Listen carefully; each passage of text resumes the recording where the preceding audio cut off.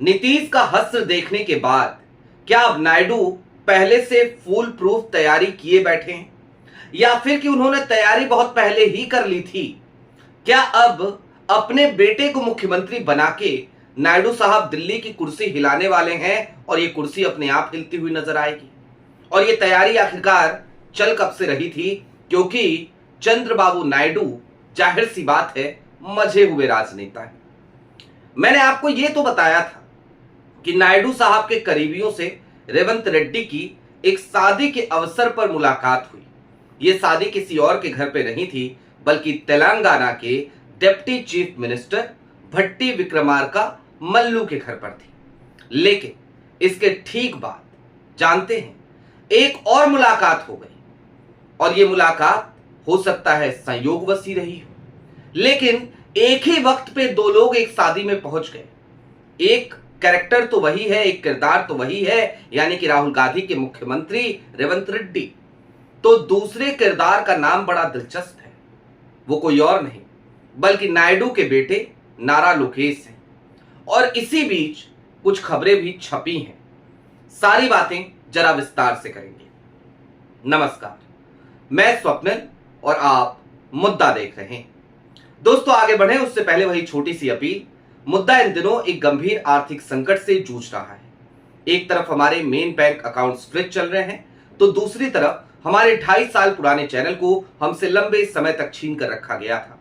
ऐसे में day to day operations में मुद्दा को काफी मुश्किलों का सामना करना पड़ता है। लिहाजा आपसे गुजारिश है, यदि आप चाहें तो स्क्रीन पर दिख रहे क्यूआर कोड या फिर के नीचे दिख रहे यूपीआई नंबर्स के जरिए मुद्दा की छोटी छोटी मदद जरूर कीजिएगा, ताकि हमारी बेबाकी यूं ही बनी रहे। अब आगे बढ़ते हैं। सबसे पहले तो आपको एक खबर दिखाना चाहता हूं। आपकी स्क्रीन पर इस खबर को जरा गौर से देखिए। यह खबर आपको क्या बता रही है?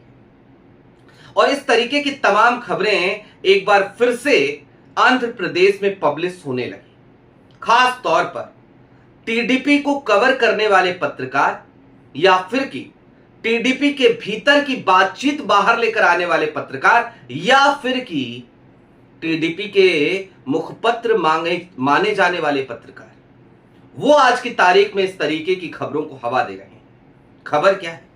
खबर वही है कि नारा लोकेश मुख्यमंत्री होंगे और चंद्रबाबू नायडू देश के उप प्रधानमंत्री।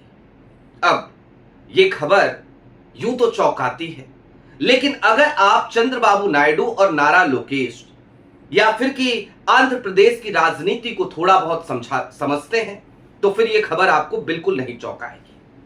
क्योंकि नीतीश कुमार की तरह चंद्रबाबू नायडू ने इस बात का इंतजार नहीं किया कि जब उनकी राजनीति को नेपथ्य में डाल दिया जाए तब वो अपनी अगली पीढ़ी को आगे बढ़ाएं, बल्कि चंद्रबाबू नायडू लंबे समय से इस बात की तैयारी कर रहे थे कि किसी भी ऐसी परिस्थिति में मैं पावर का जो ट्रांसफर है वो अपने बेटे को दे सकूं, यानी कि नारा लोकेश को। आज की तारीख में आंध्र प्रदेश में गाहे बेगाहे लोग सीधे तौर पर यह कहते हैं कि नारा लोकेश सुपर सीएम है, यानी कि तमाम बैठकें नारा लोकेश करते हैं, तमाम विभागों के कामकाज नारा लोकेश देखते हैं, तमाम मंत्रियों से अपडेट नारा लोकेश लेते हैं, तमाम विधायकों की शिकायतें नारा लोकेश सुनते हैं।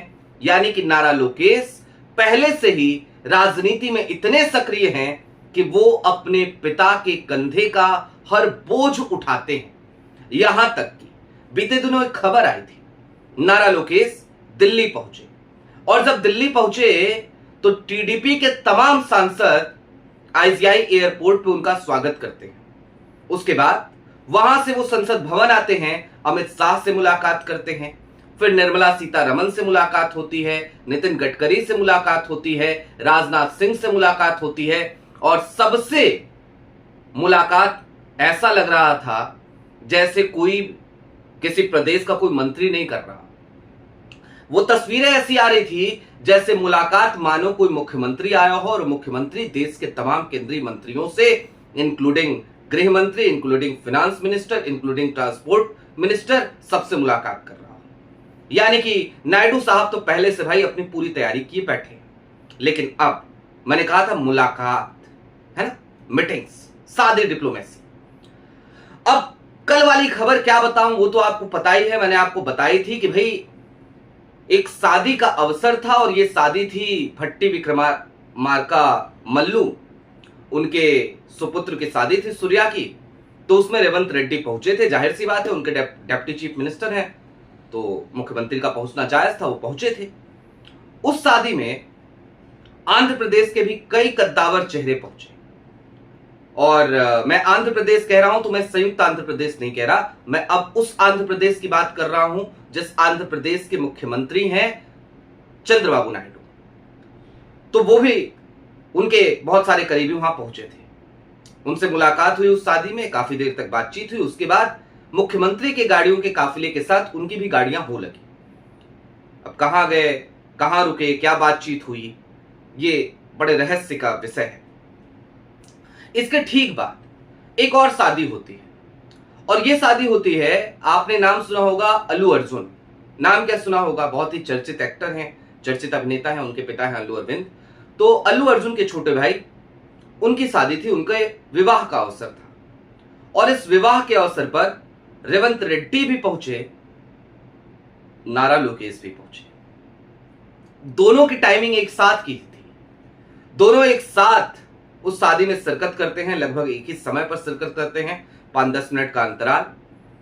और उसके बाद से दोनों सिर्फ और सिर्फ कैमरे की अपॉर्चुनिटी वहीं तक निभाते हैं जहां तक कि शादी के तमाम रस्में हैं।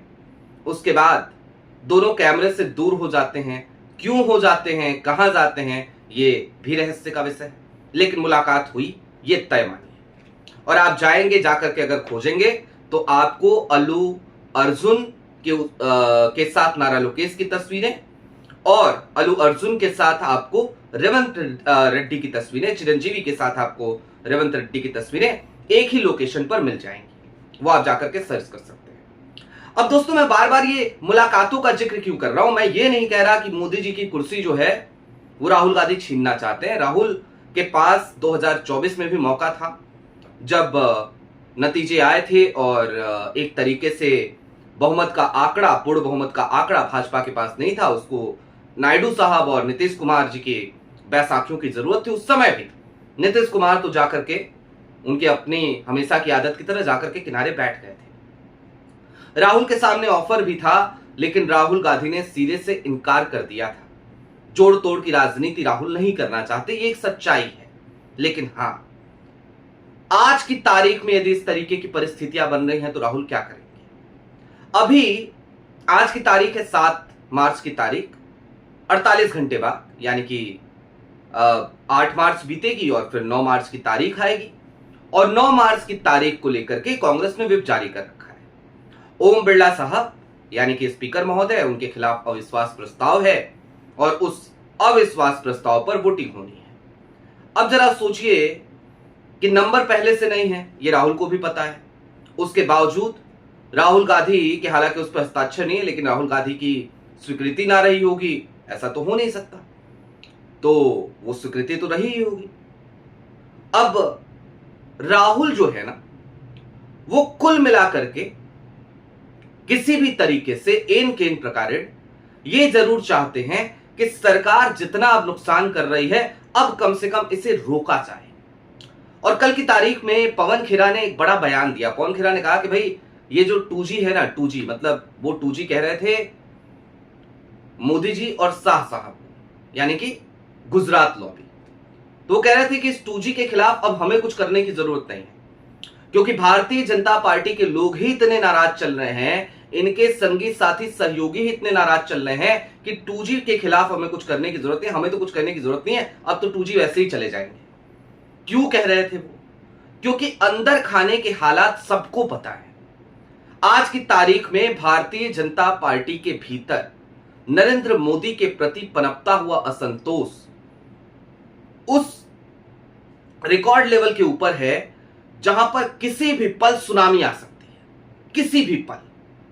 और इसमें आग में घी डालने का काम और कर दिया गया कि चलो ठीक है, नीतीश कुमार के नाम पे चुनाव लड़ा था, लेकिन उनको चलो वापस बुला।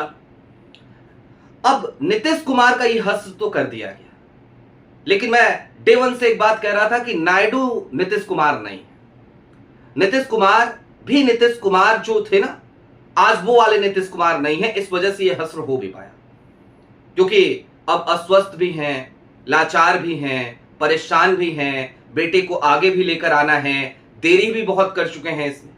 लेकिन नायडू ने ये तमाम देरी की नहीं है, पहली चीज। दूसरी, वो पूरी तरीके से स्वस्थ है, वो लाचार नहीं है। उनको फाइलों के माध्यम से तो आप लाचार कर सकते हो, लेकिन उधर नायडू के पास भी एक ऐसी फाइल है, उसका जिक्र अगली वीडियो में मैं आपसे करूंगा। एक ऐसी फाइल है जिसकी वजह से नायडू को लाचार करना भी अब संभव नहीं है मोदी जी के लिए। उस फाइल का जिक्र अगली वीडियो में करूंगा मैं आपके। लेकिन नायडू उतने लाचार हैं नहीं, और ऐसे में अब नायडू सीधे तौर पर खुल्लम खेला फर्रुखाबादी खेलने पर उतारू है।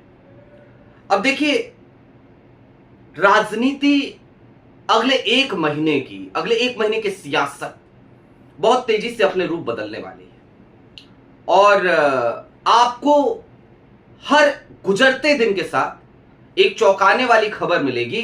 लिहाजा कुर्सी की पेटी बांध कर रखिएगा, क्योंकि ये अगले एक महीने ना भारत में भारतीय सियासत के लिहाज से काफी चौंकाएंगे आपको। आपकी क्या राय है वो हमें कमेंट बॉक्स में जरूर बताइएगा। अभी के लिए दीजिए इजाजत। चलते चलते फिर वही अपील, चैनल पर नए हो तो सब्सक्राइब करते हुए जाइएगा, सक्षम हो तो छोटी छोटी मदद मुद्दा की जरूर कीजिएगा। बहुत शुक्रिया।